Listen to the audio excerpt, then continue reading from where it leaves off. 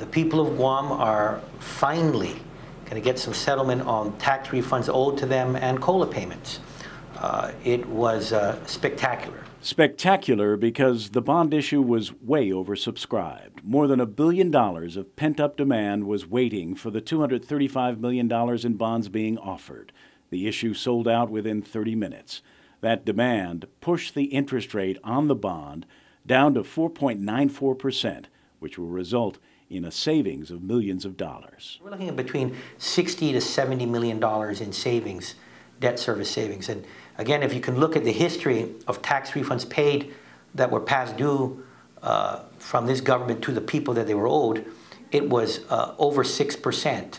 That was being paid, I think 6.28%, which has been what the average interest rate that has been paid for past due tax refunds.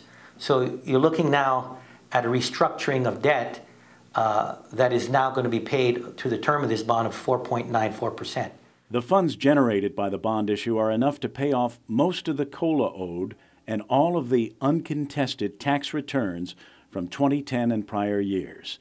There won't be enough money for next year's 2011 refund payments, but the governor says another bond issue authorized by law is planned to cover that. We'll be forced to have two separate bond indentures, which will cost a little bit more money, and also there are these requirements such as setting up the Deficit Elimination Commission. And then, of course, we'll see what happens from here. We don't know whether we can get the rates that we did get in this bond proposal, but we're hopeful. But it's important that we get those tax refunds that are owed to the people of Guam. The funds, after fees, amount to about $198 million, and Revenue Tax Director John Camacho says that money will be in the Bank of Guam December 2nd. We'll be getting the funds tomorrow Standard Time around 2, I think, in the afternoon on the second. So we're looking. You've got it worked out to the hour. Yeah.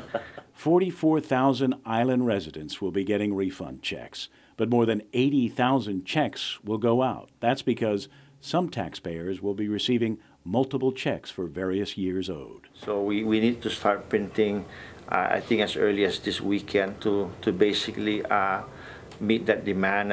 We're looking at distributing the checks on December 2nd.